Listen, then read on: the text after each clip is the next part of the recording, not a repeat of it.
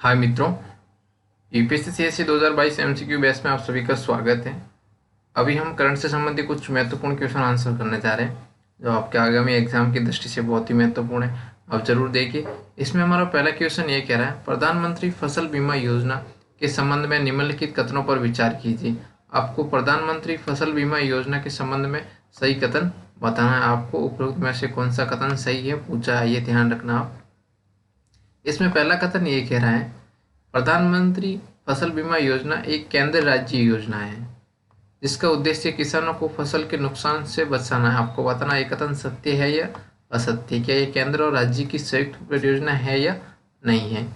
दूसरा कह रहा है, योजना के तहत किसान प्रीमियम का केवल 1.5 से 5% तक ही वहन करता है। आपको बताना ये कथन सत्य है या असत्य है। संस्थागत वित्त प्राप्त करने वाले किसानों के लिए ये योजना अनिवार्य कर दी गई है। आपको बताना ये कथन सत्य है या असत्य।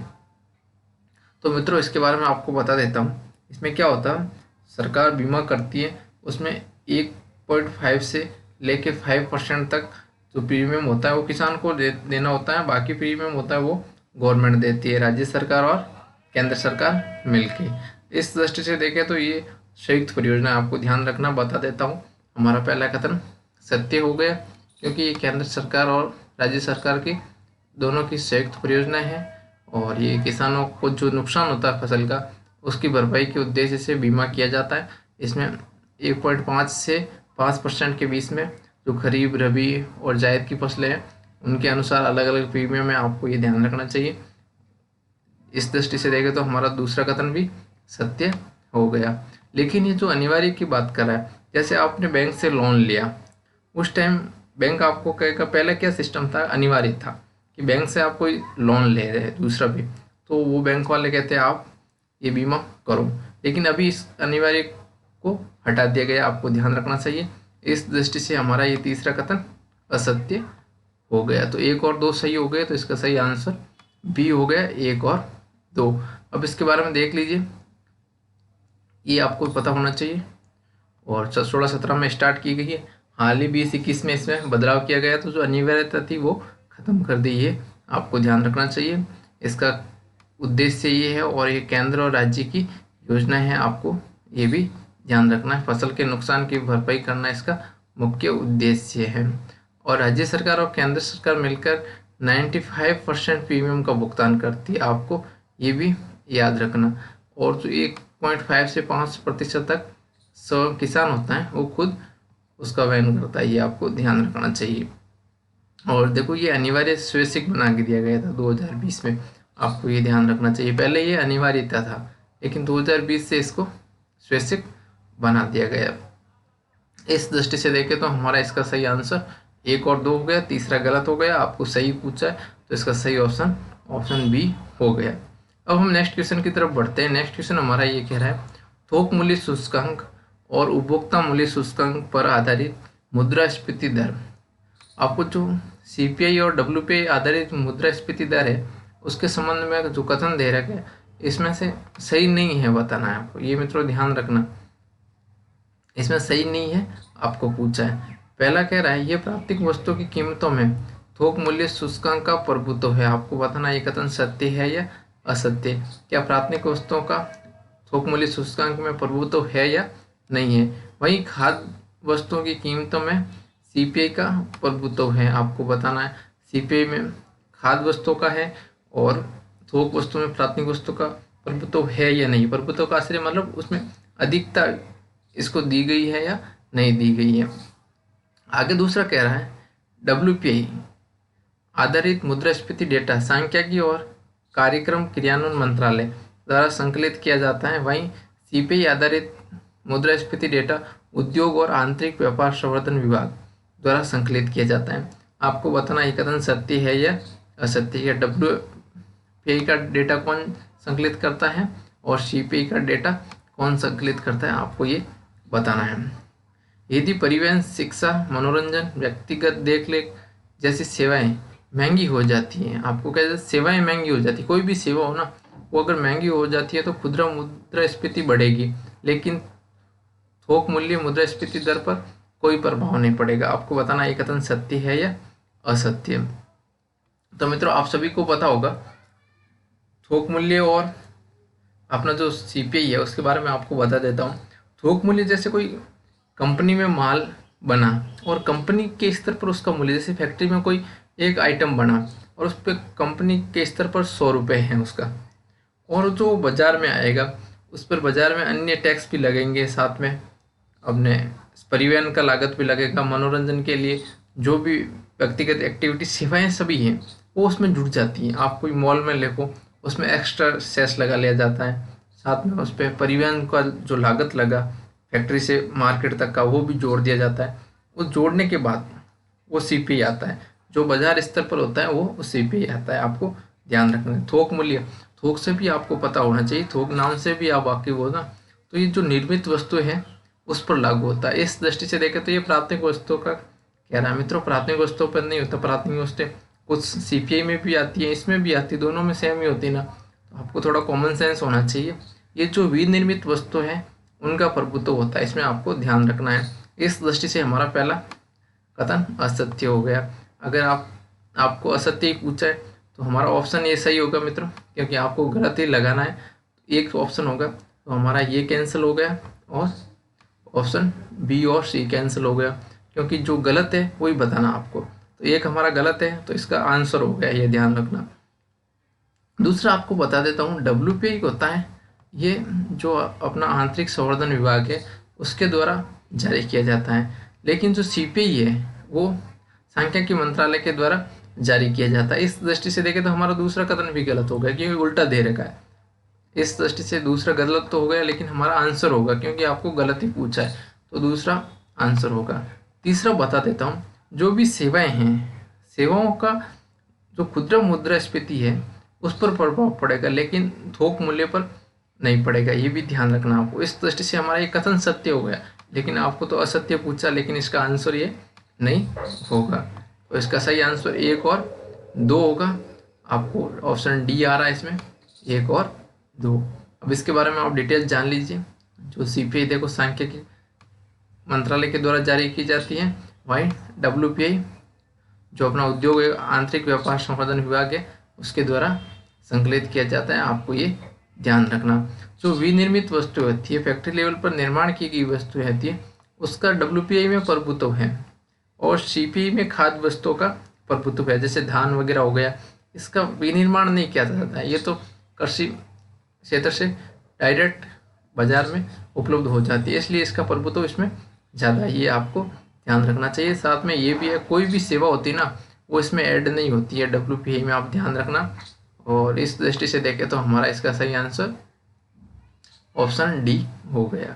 अब हम नेक्स्ट क्वेश्चन की तरफ बढ़ते हैं। नेक्स्ट क्वेश्चन ये कह रहा है, निम्नलिखित कथनों पर विचार कीजिए, उपरोक्त में से कौन सा कथन सही है, आपको सही कथन बताना है। पहला ये कह रहा है, भारत में फार्मास्यूटिकल विभाग स्वास्थ्य और परिवार कल्याण मंत्रालय के अधीन कार्य करता है। आपको बताना जो फार्मास्यूटिकल विभाग है वो किस मंत्रालय के तहत है, क्या स्वास्थ्य मंत्रालय के तहत है या नहीं है। दूसरा कह रहा है, भारत के चिकित्सा उपकरण क्षेत्र को औषधि और प्रसाधन सामग्री अधिनियम 1940 के प्रावधानों के अनुसार विनियमित किया जाता है। आपको बताना ये कथन सत्य है या नहीं।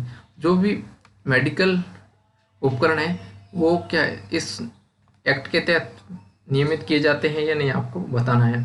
वर्तमान में देश में बिकने वाली 2/3 से अधिक चिकित्सा उपकरणों का आयात किया जाता था। आपको बताना कि 2/3 से अधिक जो अपना चिकित्सा उपकरण है उसका आयात किया जाता है या नहीं किया जाता। तो मित्रों आपको अगर इन दोनों के बारे में पता ही भी नहीं होगा, लेकिन आप एलिमिनेशन मेथड से देखो तो इस आसानी से आंसर निकाल पाओगे, क्योंकि आप सभी को पता होना चाहिए जो फार्मास्यूटिकल विभाग है ये स्वास्थ्य मंत्रालय के तहत नहीं है, ये जो अपना रासायनिक उर्वरक मंत्रालय है उसके तहत कार्य करता है। इस दृष्टि से देखें तो हमारा पहला कथन असत्य हो गया। आपको सही कथन पूछा तो हम पहला निकाल देते तो हमारा ए कैंसिल हो गया, हमारा बी कैंसिल हो गया और डी कैंसिल हो गया। अब आपके पास ऑप्शन ही एक ही बचा है, तो हमारा ये सही आंसर ही होगा 2 और 3। तो आपको बता देता हूँ इस एक्ट के तहत विनियमित होते हैं जो भी मेडिकल उपकरण है वो, और साथ में 80% जो मेडिकल उपकरण है वो भारत आयात करता है। आपको ये ध्यान रखना चाहिए। इस दृष्टि से आपको सही कथन पूछा, हमारे दोनों कथन सत्य हो गए। अब आप ये ध्यान दीजिए। देखो ये रासायनिक एवं उर्वरक मंत्रालय की बात कर रहे हैं। 80% जो चिकित्सा उपकरण है वो भारत आयात करता है, ये आपको ध्यान रखना है। और जो विनियमित होते हैं, ये एक्ट की बात कर रहे हैं, ये भी हमारा कथन सत्य हो गया। औषधि और प्रसाधन सामग्री अधिनियम जो 1940 वाला है उसके तहत विनियमित होता है। इस दृष्टि से हमारा तीसरे का आंसर सी सही हो गया। 2 और 3, 1 हमारा गलत हो गया। अब हम नेक्स्ट क्वेश्चन की तरफ बढ़ते हैं। नेक्स्ट क्वेश्चन कह रहा है निम्नलिखित में से कौन से केंद्रीय चिड़ियाघर प्राधिकरण के कार्य हैं। आपको केंद्रीय चिड़ियाघर प्राधिकरण के कार्य बताना है कौन से हैं। पहला कह रहा है भारत में मौजूदा चिड़ियाघरों की निगरानी और मूल्यांकन। मित्रों आपको बताना ये कथन सत्य है या असत्य, तो बता देता हूँ। ये हमारा कथन सत्य है। ये निगरानी कर सकता है, मूल्यांकन कर सकता है, इस दृष्टि से हमारा ये कथन सत्य हो गया। भारतीय चिड़ियाघरों में पशुओं के रखरखाव, स्वास्थ्य देखभाल के लिए मानकों और मानदंडों को लागू करना। तो मित्रों हमारा ये भी कथन सत्य, आपको बता देता हूँ। जो मानक निर्धारित करता है साथ में भी लागू भी करता है, आपको ये भी ध्यान रखना। दूसरा भी हमारा कथन सत्य हो गया। तो हमारा देख लेते हैं एलिमिनेशन मेथड से, ये कैंसिल हो गया और ये कैंसिल हो गया। या तो ए होगा या डी होगा। आगे कह रहा है गैर कल्पित और गैर नियोजित चिड़ियाघरों की वृद्धि को नियंत्रित करता है। आपको बताना ये कथन सत्य है या असत्य। तो मित्रों आपको बता दें तो ये भी हमारा कथन सत्य है। ये जो अनैतिक चिड़ियाघर का विकास होता है उसको रोकने में हेल्प करता है। इस दृष्टि से हमारा ये कथन सत्य हो गया। सुधार के लिए सुझाव, मित्रों ये तो आप सभी को पता होना चाहिए। सुझाव तो इतने कार्य कर रहा है तो वो सुझाव तो ऑटोमेटिक देगा। तो हमारा ऑप्शन 4 भी इसका सही हो गया। तो ऑप्शन डी हो गया। 1 2 3 4 चारों सही हो गए। 4th नंबर आंसर के। अब इसके बारे में आप जान लीजिए। ये वन्य जीव संरक्षण एक्ट 1972 के प्रावधानों के तहत कामकाज करता है। आपको ये भी ध्यान रखना चाहिए। इसका मुख्यालय दिल्ली में है। ये इतना ध्यान रखने की बात नहीं है। इसकी स्थापना 1992 में की, ये भी आपको ध्यान रखना चाहिए। इसके उद्देश्य क्या है मैंने दे रखे, आप पढ़ लीजिए। और साथ में आपको बता देता हूँ मित्रों, इसका पीडीएफ मैं मेरे Telegram the study IAS with Sanop Dewasi पर सेंड कर दूंगा। आप वहाँ से डाउनलोड कीजिए और रिवाइज कीजिए। अब हमारा नेक्स्ट क्वेश्चन है 5 नंबर। निम्नलिखित कथनों पर विचार कीजिए। उपरोक्त कथनों में से कौन सा कथन सही है, आपको सही कथन बताना है। पहला ये कह रहा है अविश्वास प्रस्ताव मंत्रिपरिषद में विश्वास की कमी व्यक्त करने वाला प्रस्ताव है। आपको बताना ये अविश्वास प्रस्ताव है। इसके बारे में बताना कौन सा कथन सत्य है। यह कि मंत्रिपरिषद में विश्वास की कमी को व्यक्त करने वाला प्रस्ताव है या नहीं है। लोकसभा में अविश्वास प्रस्ताव लोकसभा के प्रक्रिया और आचरण के नियमों के प्रावधान द्वारा शासित होता है। आपको बताना है दूसरा कथन सत्य है या असत्य। अविश्वास प्रस्ताव लाने के लिए सदस्यों की न्यूनतम 50% स्वीकृति होनी चाहिए। आपको बताना ये कथन सत्य है या असत्य। तो मित्रों आपको बता देता हूँ, अब प्रस्ताव जब लाया जाता है जब मंत्रिपरिषद में जो विधेयक होती है उसका विश्वास नहीं होता। जैसे सदस्य होते हैं विधेयक कि भाई हमको सरकार को गिराना है, मंत्रिपरिषद को गिराना है, उस टाइम इसको लाया जाता है। अगर इसमें वोटिंग में बहुमत आ जाता है, विशेष बहुमत, तो ये सरकार गिर सकती है। इस दृष्टि से देखें तो हमारा पहला कथन सत्य हो गया। ये जो मंत्रिपरिषद में अगर विधेयक की विश्वास नहीं होगा उस टाइम ये लाया जाता है। दूसरा आपको बता देता हूँ, जो अविश्वास प्रस्ताव की प्रक्रिया है ये लोकसभा के प्रक्रिया और आचरण नियमों में है। इसका संविधान में उल्लेख नहीं है। आपको ये भी ध्यान रखना चाहिए। इस दृष्टि से हमारा दूसरा कथन भी सत्य हो गया। लेकिन जो मित्रों आप इसमें कंफ्यूज हो सकते हैं, ये 50% की बात कर रहे हैं। 50% ना होके 50 सदस्य होते हैं। इस दृष्टि से देखें तो हमारा तीसरा कथन असत्य होगा। आप कॉमन सेंस सोचोगे तो भी तीसरा आंसर निकाल सकते हो, क्योंकि अविश्वास प्रस्ताव लाने के लिए अपने 50% सदस्यों की आवश्यकता होती नहीं है। इसको पास करने के लिए 50% से ज़्यादा सदस्यों की आवश्यकता होती है। ये आपको ध्यान रखना है। इस दृष्टि से हमारा तीसरा कथन असत्य हो गया। इसका सही आंसर 1 और 2 हो गया और तीसरा हमारा गलत हो गया। ये ऑप्शन इसका सही हो गया। अब इसके बारे में आप जान लीजिए। जो कि 75 के अनुसार जो भी मंत्रिपरिषद है सामूहिक रूप से लोकसभा में उत्तरदायी होती है। ये भी आपको एक बता दे तो फैक्ट, ये प्रस्ताव ना लोकसभा में लाया जाता है, ये आपको ध्यान रखना चाहिए। और जो लोकसभा के प्रक्रिया और आचरण रूल्स है उसके तहत इसको लाया गया है, ये भी आपको ध्यान रखना है। और जो 50% की बात कर रहा हूँ, लेकिन यहाँ 50 सदस्यों की बात कर रहा है। इस दृष्टि से हमारा तीसरा कथन असत्य हो गया और 1 और 2 सही हो गया। और इसी के साथ मित्रों हमारी श्रृंखला समाप्त हो जाती है। आप वीडियो को लाइक करें, शेयर करें और चैनल को सब्सक्राइब करें। धन्यवाद।